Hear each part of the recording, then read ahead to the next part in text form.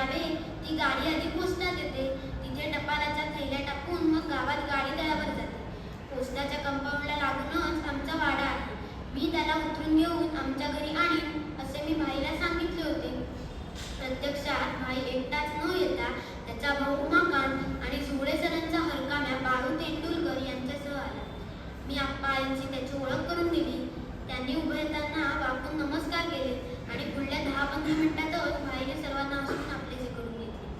हसवण्याचा माझा धंदा या नावे पुढच्या काळात भाई रंगभूमीवर एक कार्यक्रम करत असे.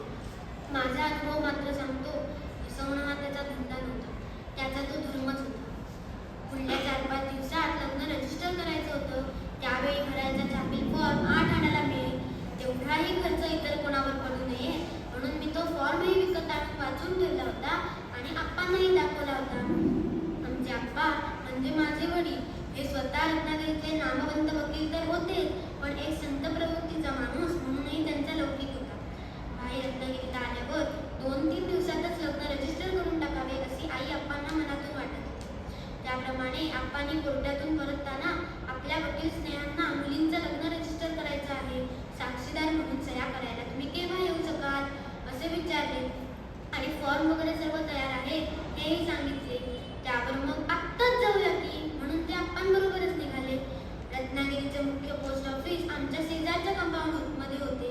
तसेच घरासमोरच जिल्हा न्यायालय होते. दुपारी आप्पा घरी परतत तेव्हा दुपारचा चहा होत असे. त्या सुमाराला आमच्या वाड्याच्या फाटकाची खिटी वाजली की आप्पा आले असे आम्ही खुशाल मानत असू. आईने चहाला आधून ठेवले होते.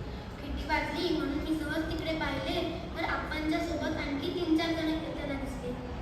मी आईला ते सांगताच तिने आधुनात आणखी 4-5 कप पाणी वाढवले. हे लोक साक्षीदार म्हणून सह्या करायला आले आहेत आणि पुढच्या 10-15 मिनिटात आमचे लग्न होणार आहे याची घरच्या आम्हा कोणालाच पूर्वकल्पना नव्हती.